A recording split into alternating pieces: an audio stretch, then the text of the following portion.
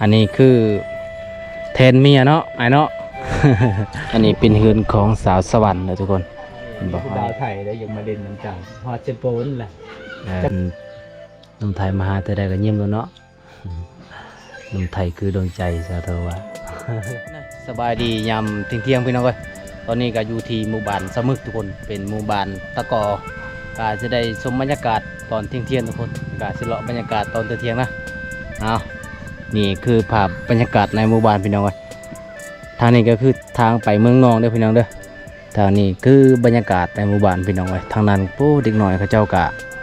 ตักน้ำอยู่ตักน้ำบาดาลพี่น้องคุณทางนั้นเอาตอนนี้ก็สิได้เลาะบรรยากาศพี่น้องเอ้ย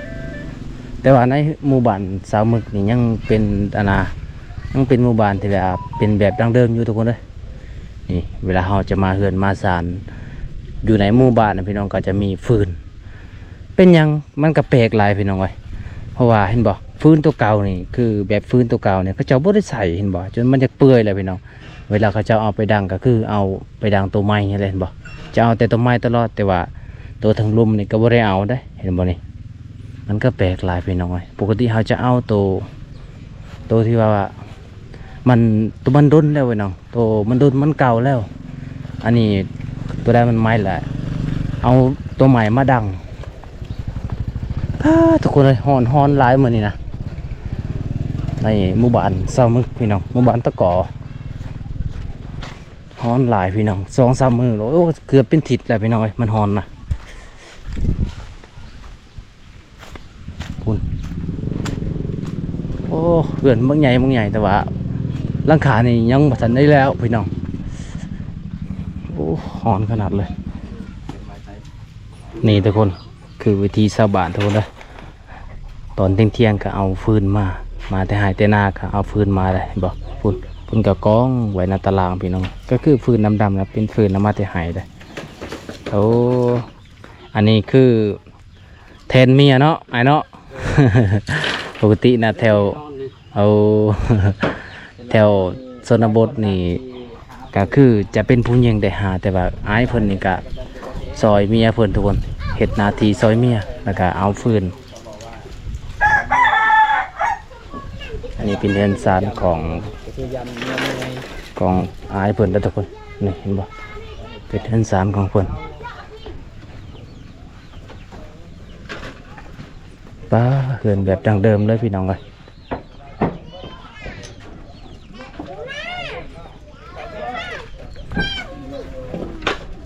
เดี๋ยวตาไอ้หุ่งอยู่แต่ไทยปะเพิ่นก็สิเฮ็ดอันน่ะตามมาหุงยอมอันนั้นยามเที่ยงๆนะทุกคนเด้อบ่มีอาหารกินก็เลยสิเฮ็ดแบบตามมาหุงเอานี่เป็นเฮือนศาลบ้านซองในหมู่บ้านนะทุกคนเด้อบรรยากาศม่วนๆพี่น้อง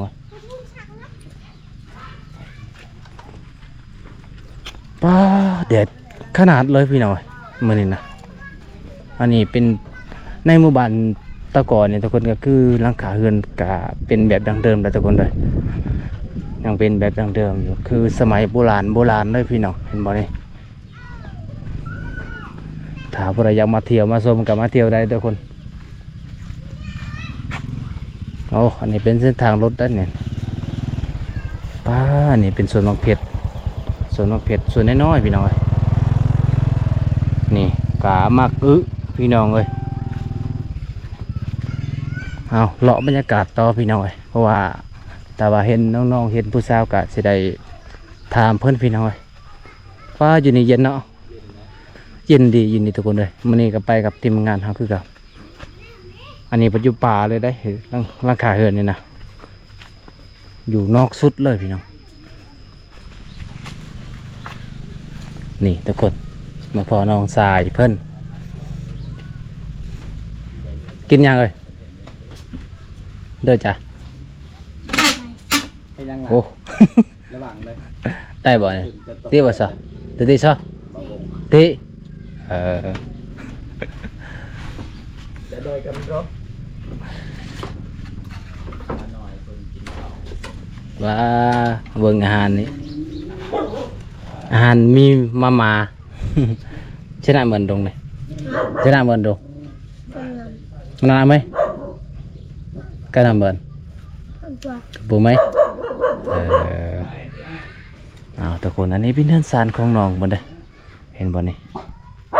เป็นเนื้อสารของน้องเพิ่นแซ่บบ่แอมบ่เอาเว้ยบ่มีอาหารเนาะก็เลยกินมักถั่ว มักถั่ว หน่วยหนึ่งแล้วก็พุ่นมาเอาทุกคนเลยมาเบิ่งน้องกินข้าวโอ้ยอากาศมันร้อนหลายพี่น้องเอ้ย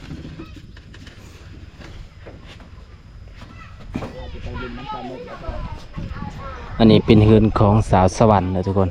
เห็นบอกอันนี้ก็น่าจะเป็นเฮือนนะเฮือนเต็งจูคู่กินนะทุกคนเลยสิมาหาน้องแต่ว่าน้อง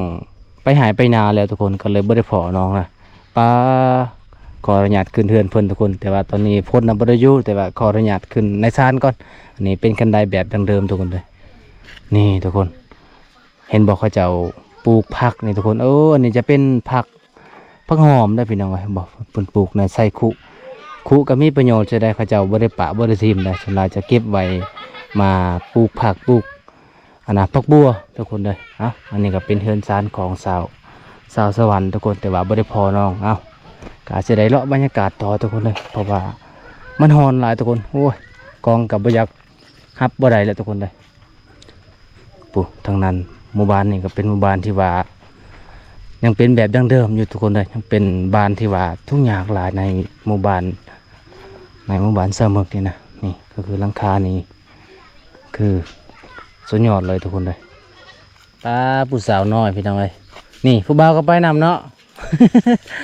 ไปซ้อนบ่ปัจจุบันบ่เยอะบ่เนี่ยบ่ป้าน้องๆเพิ่นไปสอนกุ้งไปสอนปูปลาพี่น้อยพวกเพิ่นก็ไปสอนอยู่นานละพี่น้องเลยก็คือตามวิถีชีวิตทุกคนเลยถ้าบ่ได้หาก็คือบ่ได้กินนี่เด้อตอนนี้ข้อยเองก็อยู่ที่หมู่บ้านอาหลองทุกคนเลยอยู่ที่หมู่บ้านอาหลองตอนนี้คือบรรยากาศตอนเที่ยงทุกคนโอ้เบิ่งบรรยากาศแต่พี่น้องเลยก็คือในหมู่บ้านอาหลองก็คือแบบยังเป็นหมู่บ้านดั้งเดิมเลยทุกคนเลยบางคนก็คือหลังคาใหญ่ทุกคนบางคนก็หลังคาน้อยเห็นบ่แต่ว่าในจุดนี้ก็คือมะพร้าวลายที่สุดพี่น้องเลยนี่บรรยากาศยามแลงๆนี่หลังจากเฮ็ดเวียกเฮ็ดงานเมื่อยแล้วก็พักผ่อนในตารางเฮือนทุกคนเลยตอนนี้ก็มาหอดเทือนเสาโถทุกคนบวงก็เลาะบรรยากาศในหมู่บ้านแล้วก็สิไปหาเสาโถพี่น้องเลยนี่อันนี้คือเป็นเทือนสารบ้านซองของเสาโถทุกคนเลยอันนี้เห็นบอกจะเป็นเทือนของน้องก็จะเป็นฝากระเตะพี่น้อยขออนุญาตขึ้นเทือนเสาโถพี่น้องโอ้ยบรรยากาศตอนนี้ทุกคนเลยกะมาพอทีมงานเฮาเบาแกวิไลสบายดีเด้อสาโท เป็นอะไรคือว่าแคนจะใหญ่แต่เบิ่งนี่ไข้บ่เจ็บแคนเอาน้องบ่สบายทุกคนเลยน้องบ่ได้สบายมามื้อนี้นะพูนอากาศร้อนๆน้องก็นึ่งข้าวทุกคนเลยเป็นอะไรทีมงานเฮาหิวน้ำนี่ป้าน้ำสะอาดทุกคนมาเบิ่งนี่มาเบิ่งน้ำเนี่ยใสขนาดพี่น้องเลยซ้ำว่าน้ำมาจากผ่านการต้องแล้วพี่น้อยแต่ว่าไปตักอยู่ห้วยได้เห็น บ่มีพัดลมบอกว่าบ่มีพัดลมนอนแน่นะ พัดลมตายแล้ว ลมตายแต่งก็ได้บ่มาให้ว่าใส่แต่งให้แต่งยังยังไฟบ่เข้าบ่ใส่โจกเบิ่งแต่งเพิ่นรอบก่อนให้ไฟจับบ่ใช่หมูนี่ให้ที่จกด้วยปักไผ่ นั่นเลยได้การเห็นก็มาสูงๆให้หมูขึ้นรถ แม่มองใดชาวโทยังขึ้นได้เนาะชาวโทขึ้นกกขามเนาะตอนนั้นเนาะเก่งเลยทุกคนเลยเราว่าบ่ผู้ว่าก็เลยก็คงมาค้ามเนาะ แม่นบ่สะโตสะจังกับบ่ได้นอนนำกันเลยเนาะเอาโทนโดนแล้วบ่ ตะกี้นี่มีผู้บ่าวไทยได้ยังมาเล่นน้ำเจ้าฮอดเชโปนแหละจะขึ้นอันใดตีรถกลับแม่นเลี้ยวเขาบ้านตะกึมหรือบ่บ้านจะคึมหรือบ่ดูเขามาบ่เห็นบ่คนไทยมาสามคนบ่ ทางว่าจักสอง สองหรือ3คนประมาณนั้น ประมาณนั้นแหละเอารถใหญ่มาเลย แม่ทางจะโหยิงมีแล้วนี่นะคันมีรุ่มไทยมาหาในยิงรถมันบ่แต่ว่าคันทีมงานทำมาหาบ่ยิ้มปานใด ยิงคือกัน กัน เราไม่สบายกับว่า กันเนาะ กันหนุ่มไทยมาหาแต่ใดก็ยิ้มแล้วเนาะหนุ่มไทยคือดวงใจสาธุว่า มีอยู่บนรุ่มไทยเซ็ตมาเดี๋ยวนี้ยังจะคน บ่ได้ลินได้โทรศัพท์เขา เป็นอะไรแล้วโทรศัพท์น่ะ บ่ไม่แบกนะไม่ใช่สา บ่มีใจชา อ้าวบ่ไปใส่ให้อะไรแบกอ่ะ ลินแล้วก็มันค้าง ค้างอีแล้ว ขนาด iPhone ยังค้างเนาะ อืม Android มันจะคิด ข้างบ่ iPhone น่ะข้าง เวลามันฮอนไลน์ลินบ่ได้ เออ มันฮ้อน มันฮ โอ้ อนแล้วก็ บ่ มัน ยากก็ ค้าง คันเรื่องเว้าเรื่องมันฮ้อนน่ะ อืม จุ่มน้ำ ใส่ตู้เย็นรถกันสั่นนะ โทรศัพท์เก่าค่อยเด้ โทรศัพท์ ลินบ่ได้เลย หน่วยเก่าอ๋อแม่นหน่วยใหม่นะ บ่แม่น อ๋อ แล้วก็ลินบ่ได้แล้ว ใช้เพจจะติดต่อบ่ได้ของมือนี้เพจใหม่บ่รายจ่ายเนาะ บ่ได้รายใจเด็กเขาละปิด เขารับเพจบ่ได้ ปิดเก่าบ่ได้ เออลืมเนาะ จะล็อกอินใช้อีเมลหรือล็อกอินใช้เบอร์โทรมาให้เขาให้มา บ่จือเนาะ มัน บ่ บ่ จื ยาก ออีเมลก็บ่จือเบอร์ก็บ่ได้ใส่ เอามาให้เฮ็ดให้บ่ยากยากชำใด เขาได้ตั้งให้คอยเฟซแล้วก็ อืม เฮ็ดให้คอยใครก็ ได้ เลย บ่เพจเก่าน่ะ ใครก็เลยทำ โท เขา รศัพท์เครื่องเก่าเจ้าย่างบ่เอามาคันเปิดได้ได้สิเฮ็ดให้ บ่มีสัญญาณ บ่มีสัญญาณเนาะ มันก็บ่ได้แล้วเนาะ อ้าว พูดบ่ได้มันเป็นพยานหยังนี่ก็ว่างยาให้ก็ซักเขาก็ซักพอนอนก็ให้นอนหัวหมอ เจ็บคือกันแต่ว่าเราว่าสักบ่หายกินแต่ยา หายบ่มัน ดีเนาะ บัดนี้เจ็บอีก บ่แบบหมูคอยเคยทำเมื่อเช้านี้ เคยเจ็บเนาะ ข้อย บัดนี้ ก็เลยทำเขา ถึกเจ้าบัดนี้ เจ้าละเมื่อฮอดเฮือนแล้วก็ บ่แม่น ไปฮอดเมืองแล้วก็ซักเลย บ่แม่นผู้บ่าวก็สากไปบ่จะไปดึงกลางค่ำกลางคืนกันนี่นะ เขาบ่ได้ไปนำเขา อ๋อ นี่แม่มาเลย เด้แม่เพิ่นก็ บัดช่ จ วง อ นี้ ยจอย สบายดี หายผู้แขนเต็มแขนเลย เอา แม่ ส เพิ่น บายนะทุกคนนะ แม่เพิ่นก็บ่สบาย ชาวโทก็ยังจ้อยนำไปคุมมืออยู่เลย กินข้าวได้ แต่ แล้ว ว่า ว่า จะได้นะ แม่จอยนะอ๋อ บ่ได้ จะกระจำบลานอนดึกมันบอกนอนดึกแต่ละคืนบอกพยายาม บ่ได้นอนดึก นอนให้หลาย เมื่อคืนนี้ก็บ่ได้เล่นโทรศัพท์เนาะไป เออ ได้7 โมง บ่ได้ดินแล้วก็ป้าไกลๆอีกโทรศัพท์เดี๋ยวป้าไกลหูบ่นอน ก็ค่อยปะตลอด ป้าไกลหูบ่นอนตลอดต้องป้าไกลหูบ่นอนได้ เป็นอะไรกันปลาไก่ มันเจ็บหัวเหรอ มันดูด หัวเลย อืม เขาเห็นเขาอันนั้นต้องเอาเห็นเบิ้งใน YouTube เบิ้งในอย่างเดอก แต่ทางว่าเจ้าติดนั่งชิริเลยเนาะ บ่แม่นนะเขาหลายคนเขาวายเลยซ้ำเลย ถ้าว่า เอ้า นั้นเนาะ ไฟน่ะสิดะ เห็น สิ มือ ดับ เขา เลย ก็ว้าวน้ำแค่เขาก็ว้าวคือกันเนาะให้เขาครับ เฮ็ดหยังนี่สะเทาปลาเจียว เอาย่างบ่มักตองนะตามักตองผู้ใดเก็บเจ้าบ่หึกินได้บ่จ้ะคลำจะบ่ได้เป้าบ่อ๋อน้องบ่ได้เป่าทุกคนนะมีแต่มื้ออื่นก็สิเข้าห้องหมอหน่อย บ่แน่ใจชีวิต เอาเงินมาได้ใช้เข้าห้องหมอ ที่รู้จักเราขายนี่บ่แน่ใจเขาทำได้นั่นแหละ ขอเงินมาให้แม่ เออทุกคนเลยเอาผู้ใดใจดีทุกคนเลยกะซอยน้องสิไปโรงพยาบาลมื้ออื่นน้องว่าบ่สบาย เจ็บแขนจักมือล่ะ2 มื้อสมพอมาเบิ่งน้องทุกคนเลยบ่คือเลยสาวโทตอนนี้นะ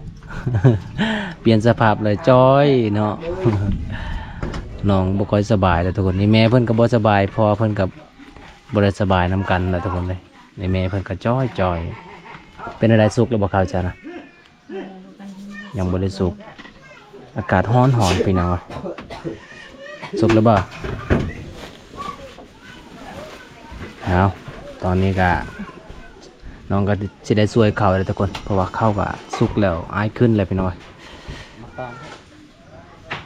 ตอนนี้เขาก็สุกแล้วพี่น้องวะ ทุกคนนะ โอ้ นี่ยกเอาโลดเห็นบ่ ทีนึงเขาอันก็โหได้ว่ามุงที่เอาไปกางเนี่ยก็เป็นประโยชน์คือกันทุกคนเนี่ย สบายเนาะ แม่ เป็นติปแล้วคันใส่ติปนี่แหละ ปัจจัยแหย่งก็จะดีกว่านี้เนาะ อืม อ๋อ เอา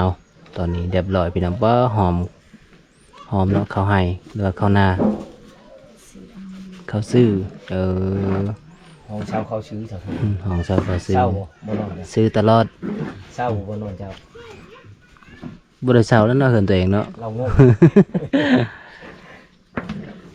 ถามเนี่ยว่าถามเนาะเหินตัวเองให้เซา ตอบโลกเพิ่นค่อยเองบ่ได้เช่าเรางงในเราได้ มาเมื่อวานนี่ก็ใส่เสื้อสีแดงมื้อนี้ก็เสื้อแดง เสื้อแดง มักให้ เสื้อแดงแทงใจน้อง โอ้เสื้อสปอนเซอร์แล้วนั่นน่ะงานเบาใส่ น้องโทมักสีแดงนะสีแดงจะมักที่สุดเนาะนุ่งทุกมือเลย สีด สีแดงกับสีดำอ๋อสีแต่ละคนกับมักบ่คือกันทุกคนเลยบางคนมักสีแดงสีดำฉันข่อยนะบ่มักสีแดงข่อย ำ มักสี แดงก็ใส่เบิด สีด บ่ได้มักปานใด ำใช่ มีแต่สีด ใส่สีดำถึงงามเนาะ ใส่สีดำบ่แม่นหยัง เวลามันเปื้อนมันบ่เห็นนะอืม สีขาวดูบ่มีบ่ ำมีแต่ว่าบ่ใส่มันเปลี่ยนไปบ่อยากใส่ มันเปื้อนได้เนาะ ขี้ขานสี กันอยู่ในเมืองนึงก็โอ้ เครื่อง สบายแล้วอยู่ใส่สีขาวใส่อูแสว กินอันขี้ไข่เจ้าเลยก็มันสะอาดเลย อืม ปลาก็ใหญ่ไว้เจ้าก็ไปเอาปลาขึ้นมาช่วยจับเห็นได้ปัดมาให้บ่าวงบ่